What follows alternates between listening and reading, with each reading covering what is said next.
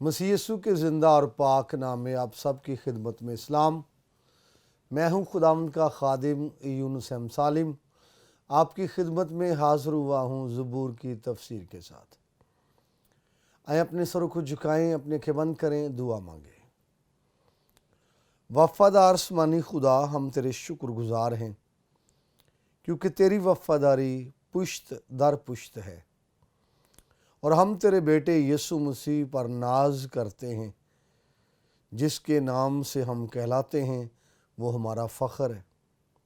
तेरा शुक्र करते हैं तेरे खुदावंद खादिम के लिए, रेवरेंड खालिद नाज साहिब के लिए, उनकी सारी टीम के लिए, जिनकी वसात से तेरा कलाम बहुत से लोगों तक पहुंचता है।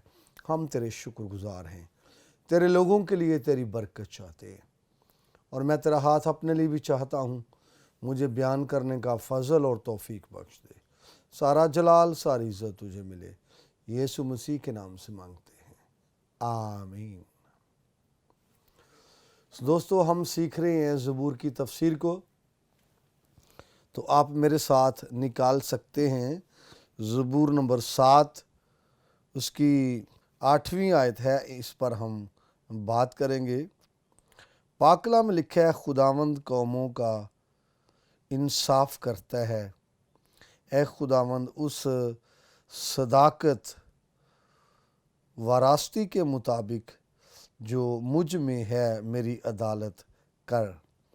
खुदावंद के पाकलाम के सबब से आज हमें बड़ी बरकत मिले, आमीन।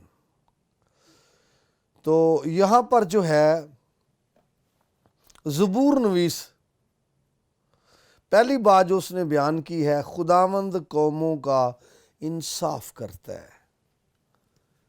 खुदावंद जो मुनसिफ है, किसी एक कौम का नहीं है, किसी एक मुल्क का नहीं है, किसी एक कबीले का वो मुनसिफ नहीं है, वो सिर्फ किसी एक ख़ानदान का नहीं है, बल्कि वो पूरी दुनिया का मुनसिफ है। और दुनिया के अंदर जब हम देखते हैं जो मुनसिफ हैं, जो जजेस हैं, इंसाफ करने वाले हैं, वो या तो किसी ख़ास अदालत के साथ मुंसलिक हैं और वहाँ पर ही वो काम करते हैं, और ये उनके महदूद जो इख्तियार है उसको पेश करते हैं। कोई अगर हाई कोर्ट का जज है या सुप्रीम कोर्ट का है, तो या एक सिटी का है, तो ये चीज़ पेश करती है उनके महदूद इख्तियार को। लेकिन जब हम खुदा की बात करते हैं तो वो पूरी दुनिया का वो मुनसिफ है, पूरी दुनिया का इंसाफ करने वाला है। इसमें तमाम कौमें शामिल होंगी, तमाम इसमें ममालिक शामिल होंगे, और तमाम कबीले और तमाम लोग शामिल होंगे। और ये बात जो मुनफरद है, या दुनियावी जो जजेस हैं, दुनियावी जो मुनसिफ हैं, उनसे ये फ़र्क है, उनसे ये डिफरेंस इस लिहाज से भी है कि उनका जो इख्तियार है वो महदूद है, या तो एक सिटी का है, या फिर एक मुल्क का है, या फिर एक कौम का है। लेकिन जब खुदा की बात करते हैं तो वो कौमों का मुनसिफ है और पूरी दुनिया का मुनसिफ है, और उसका इख्तियार इस मामले में जो है वो आलमगीर है। तो इसी बात को ज़बूर नवीस बयान करता है और कहता है, खुदावंद कौमों का इंसाफ करता है। यहाँ यही लिखा है, खुदावंद कौमों का इंसाफ करता है। और बेशक यहाँ पर कौमों का लफ्ज़ जो इस्तेमाल हुआ है, और इब्रानी में यहाँ पर अमीम का लफ्ज़ यूज़ हुआ है। जो अम है, ये कहते हैं लोग, और अमीम उसकी जमा है लोगों। यहाँ जिसका तर्जुमा कौमों किया गया है, जबकि कौमों के लिए एक लफ्ज़ और इब्रानी का है गोइम। तो यहाँ पर अमीम का लफ्ज़ यूज़ हुआ है, जिसका यहाँ उर्दू में तर्जुमा कौमें किया गया है। खुदावंद कौमों का इंसाफ करता है, جو یہاں پر عبرانی زبان کا لفظ انصاف کرنے کے لیے استعمال ہوا ہے، وہ اس کا ترجمہ انصاف کرنا تو وہ ہے یادیم، جس کا اردو میں ترجمہ ہے انصاف کرتا ہے۔ یہاں زبور نویس خداوند کی بات یہاں خوبی کے طور پر بیان کرتا ہے، خداوند کی بات صفت کے طور پر بیان کرتا ہے کہ وہ خداوند جو قوموں کا انصاف کرتا ہے، وہ خداوند جو ممالک کا انصاف کرتا ہے، وہ کہتا ہے کہ وہی خداوند میرا بھی انصاف کرے۔ تو اصل میں ایک تو یہ وہ خوبی بیان کر رہا ہے خداوند کی کہ خداوند بے شک وہ سب کا انصاف کرنے والا ہے، لیکن خوبی یہ بیان کرتا ہے کہ خداوند صرف کسی ایک کا انصاف کرنے والا نہیں ہے، نہ صرف ایک کسی خاندان کا، بلکہ خداوند قوموں کا انصاف کرنے والا ہے۔ تو یہاں پر قوموں کے لیے لفظ امیم استعمال ہوا ہے، جس کا اردو میں ترجمہ لوگوں بھی ہو سکتا ہے کہ خداوند لوگوں کا انصاف کرنے والا ہے۔ اور جب یہ قوموں کا انصاف کرنے والا ہے تو اس سے مراد تمام قومیں ہیں اور تمام لوگ ہیں، اور بلا امتیاز رنگ و نسل سب کی یہ بات ہو رہی ہے۔ تو یہ خداوند کی خوبی ہے، یہ خداوند کی صفت ہے، یہ خداوند کی اتھارٹی کی بات ہے، اختیار کی بات ہے کہ اس کی اتھارٹی محدود نہیں ہے، اس کی اتھارٹی صرف ایک سٹی کی نہیں ہے، ایک شہر کی نہیں ہے، اس کی اتھارٹی صرف ایک ہی عدالت کی نہیں ہے جیسے ہمارے کلچر میں یا ہماری دنیا کے اندر ایک اتھارٹی ہے، اور اگر کسی کی ہائی کورٹ کی ہے تو سپریم کورٹ میں نہیں ہے، اسی طرح سے کسی کی چھوٹے سٹی میں ہے تو بڑے سٹی میں نہیں ہے، لیکن خداوند کی اتھارٹی پوری دنیا کے اندر ہے اور وہ پوری دنیا کا انصاف کرتا ہے۔ اور تو یہی سینس وہ کر رہا ہے کہ جو پوری دنیا کا انصاف کرنے والا ہے، اسی کے سامنے زبور نویس اپنا معاملہ بھی رکھتا ہے۔ خداوند قوموں کا انصاف کرتا ہے، اور جو خداوند کا لفظ یہاں پر زبور نویس نے استعمال کیا ہے وہ یہوہ ہے، اور یہوہ ایسا خدا ہے جو زندہ خدا ہے، ابدالآباد زندہ ہے اور زندگی دیتا ہے۔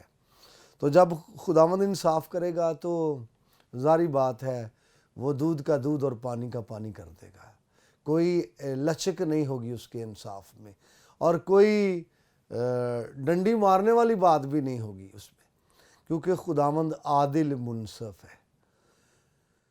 زمین پر تو کسی کے ساتھ آپ کہتے رہیں جی وہ عادل ہے وہ عادل ہے، لیکن جب ہم خدا کی بات کرتے ہیں تو اکارڈنگ ٹو بائبل وہ عادل منصف ہے، وہ اپنوں کی اور پرائے جو ہیں ان کی کبھی ایسا وہ نہیں کرے گا، طرفداری نہیں کرے گا، بلکہ وہ انصاف کی بات کرے گا۔ اگلا حصہ ہے اے خداوند اس صداقت و راستی کے مطابق جو مجھ میں ہے میری عدالت کر۔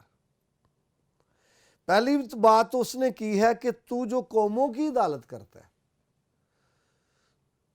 اب اس کی ڈیفینیشن میں جائیں، تو جو پوری دنیا کی عدالت کرتا ہے، تو جو تمام انسانوں کی عدالت کرتا ہے، تو جو سارے لوگوں کی عدالت کرتا ہے، یہ بات وہ کر رہا ہے کہ تو سب کی عدالت کرتا ہے، ساری قوموں کی، سارے لوگوں کی، ساری امتوں کی، تمام دنیا کی تو عدالت کرتا ہے۔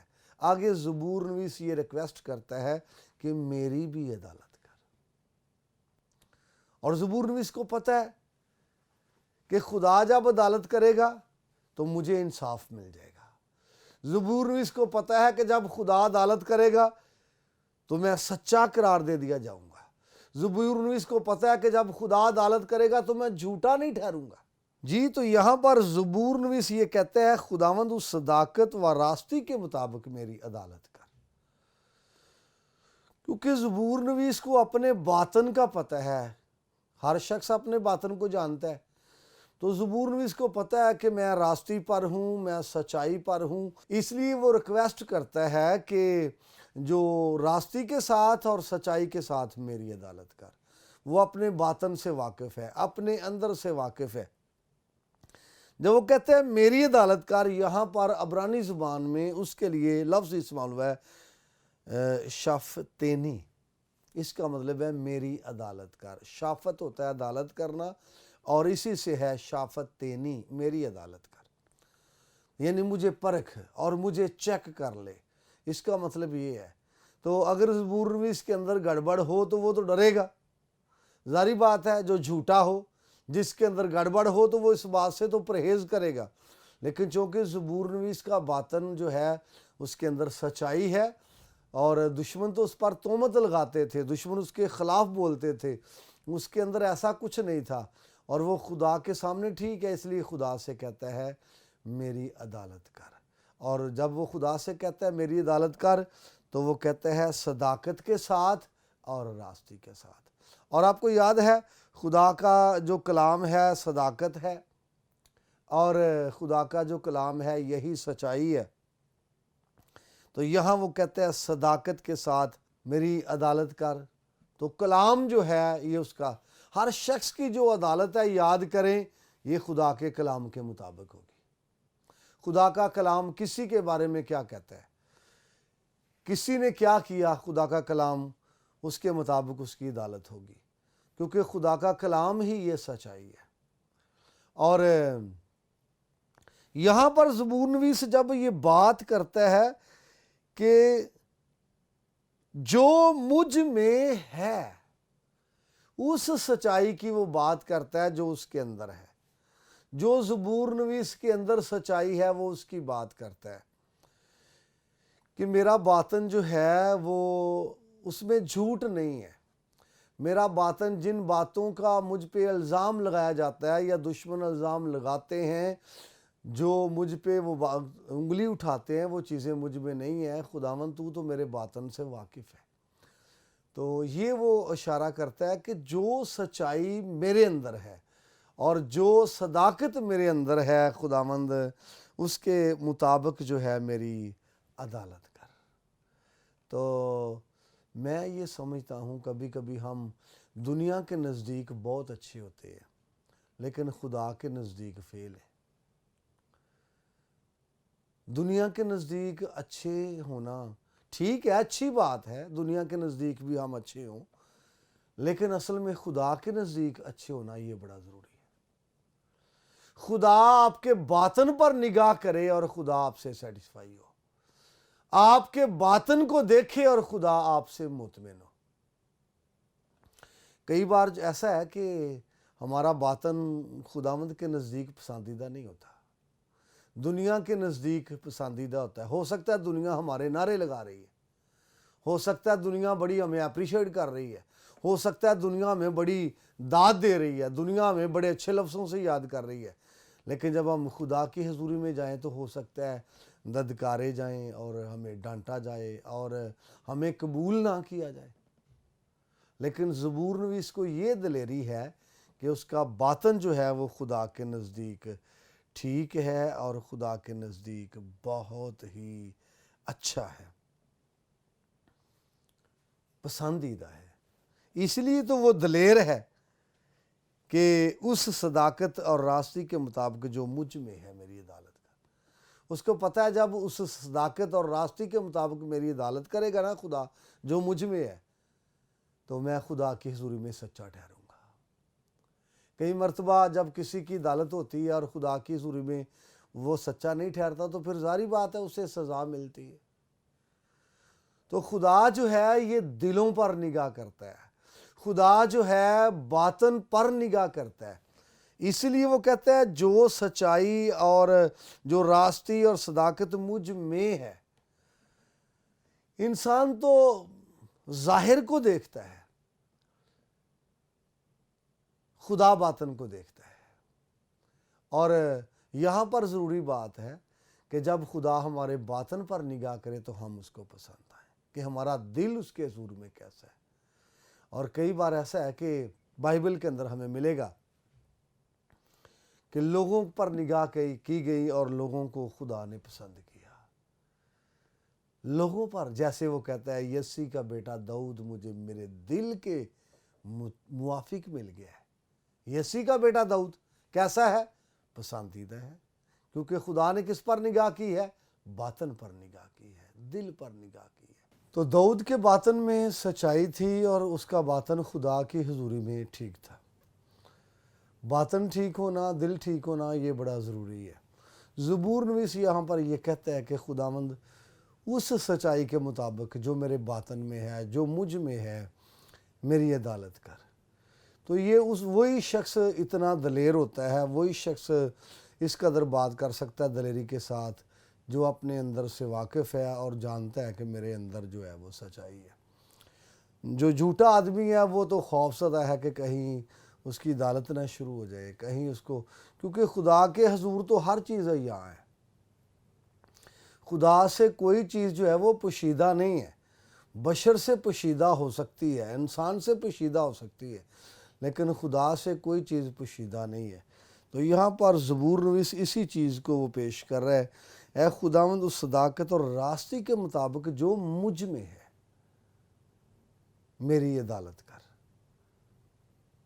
کسی کی عدالت ہونا آپ کو یاد ہے، کلیئر ہو جاتی ہے بات، جزا اور سزا شروع ہو جاتی ہے، دودھ کا دودھ، پانی کا پانی ہو جاتا ہے۔ تو بندہ تو خوف زدہ ہوتا ہے۔ بشر کے سامنے تو وہ بچ سکتا ہے اگر گڑبڑ ہو، لیکن خدا کے سامنے جب پیش ہوگا، گڑبڑ ہوگی تو نہیں بچ سکتا۔ لیکن چونکہ اس لیے وہ خدا سے کہہ رہا ہے، اس کو پتہ ہے کہ میں ٹھیک ہوں، میں درست ہوں، میرا باطن ٹھیک ہے۔ محض مجھ پر الزام تھا مخالفوں کی طرف سے، مخالفوں نے مجھ پر الزام لگایا تھا۔ اس کے بعد آگے 9ویں آیت ہے، کاش کے شریروں کی بدی کا خاتمہ ہو جائے، پر صادق کو تو قیام بخش۔ یہاں پر زبور نویس جو ہے وہ شریروں کی بدی کی بات کرتا ہے، اور یہ وہ چاہتا ہے، کاش یہاں پر لکھا ہے، کاش کے، وہ یہ چاہتا ہے کہ شریروں کی بدی کا خاتمہ ہو جائے، شریروں کے جو برائی ہے اس کا خاتمہ ہو جائے، شریروں کے جو غلط منصوبے ہیں ان کا خاتمہ ہو جائے، اس لیے وہ چاہتا ہے۔ اور اس نے یہ کہا ہے یہ بات، لیکن ساتھ ساتھ وہ صادق کی بات بھی کرتا ہے۔ یہاں پر دیکھیں وہ صادق کو بھی پیش کرتا ہے، کمپیریزن ہے شریروں کے اور جو صادق ہے ان کے مابین۔ شریروں کے بارے میں وہ یہ کہتا ہے کہ ان کا خاتمہ ہو جائے، ان کی بدی کا خاتمہ ہو جائے، دیٹ مین ان کی جو پلاننگ ہے اس کا خاتمہ ہو جائے، جو وہ منصوبہ بندی بناتے ہیں، پروگرام بناتے ہیں، اس کا خاتمہ ہو جائے۔ لیکن جب وہ صادقوں کی بات کرتا ہے تو وہ کہتا ہے اس کو قیام بخش۔ ظاہری بات ہے خدا جو ہے وہ صادق کی فیور میں ہوگا اور اس کو قیام بخشے گا، اس کی جو پلاننگ ہے اس کو قیام بخشے گا، صادق کی پلاننگ کو۔ لیکن شریروں کی پلاننگ کو وہ قیام نہیں بخشے گا۔ شریروں کی جو پلاننگ ہے وہ فیل ہو جائے گی، وہ ناکام ہو جائے گی۔ بے شک شریر منصوبے بناتا ہے، اور شریر کے منصوبے راست بازوں کے خلاف ہوتے ہیں، شریر کے منصوبے جو ہیں وہ صادقوں کے خلاف ہوتے ہیں، لیکن خدا ان کو فیل کرتا ہے۔ آپ کو یاد ہے کہ جب دانیل کے خلاف منصوبہ بنایا گیا تو وہ سارے اس کے مخالف تھے، انہوں نے کہا ہم کس طرح اس کو پکڑ سکتے ہیں، یہ تو اس میں کوئی ایسی بات نہیں ہے کہ یہ ہمارے قابو میں آ جائے، تو کوئی نہ کوئی پلاننگ ایسی ترتیب دی جائے جس میں یہ پھنس جائے۔ اور ہم سب جانتے ہیں کہ پھر یہ بنایا گیا کہ 30 دن تک، دیٹ مین 1 مہینہ، بادشاہ کے علاوہ کسی اور کی عبادت نہ کی جائے، کسی اور کو سجدہ نہ کیا جائے۔ تو ان کو پتہ تھا اس معاملے میں دانیل پھنس سکتا ہے، تو یہ انہوں نے جان بوجھ کر یہ منصوبہ دانیل کے خلاف بنایا ہے، یہ منصوبہ انہوں نے ترتیب دیا ہے دانیل کے خلاف کہ اس میں وہ پھنس سکتا ہے۔ ان کو پتہ تھا یہ خدا کا بندہ ہے اور یہ خدا کے ساتھ وفادار رہے گا، یہ باز نہیں آئے گا۔ اور واقعی ایسا ہی ہوا، دانیل ہر روز اپنی کوٹھڑی کا دروازہ یروشلم کی طرف کھولتا ہے، کھڑکی کو، اور شکر گزاری کرتا ہے، اور وہ حمد کرتا ہے، اور وہ دعا کرتا ہے۔ تو ان کو موقع مل گیا، بادشاہ سے پھر شکایت کی گئی۔ تو دیکھیں یہ ایک منصوبہ تھا شریروں کا، مخالفوں کا، دانیل کے خلاف، راست باز کے خلاف، خدا کے بندے کے خلاف یہ منصوبہ تھا، اور وہ فیل ہو گیا, ناکام ہو گیا. دانیل کو پھینکا گیا ہے, لیکن خدا دانیل سے واقف تھا, دانیل کے باطن سے واقف تھا, اس کی اچھی گواہی سے واقف تھا. بے شک دانیل کو پھینکا گیا ہے, بے شک دانیل کو پھینکا گیا ہے, لیکن خدا نے مداخلت کی ہے, خدا نے شیروں کے منہ بند کیے ہیں, خدا نے شریروں کا منصوبہ فیل کر دیا. اس لیے یہاں پر زبور نویس کہتا ہے کاش شریروں کی بدی کا خاتمہ ہو جائے. اور شریروں کی بدی کا خاتمہ تبھی ہے جب ان کا منصوبہ فیل ہو جائے. اور ساتھ وہ صادق کے لیے دعا کر رہا ہے, بات کر رہا ہے کہ تو صادق کو قیام بخش. اور یہاں پر یہی ہے کہ صادق کو قیام خدا کی طرف سے مل سکتا ہے, خدا ہی بخش سکتا ہے. امید کرتا ہوں کلام کے وسیلے سے آپ کو برکت ملی ہوگی. اگر آپ مزید برکت پانا چاہتے ہیں تو دیکھتے رہیے PMI TV.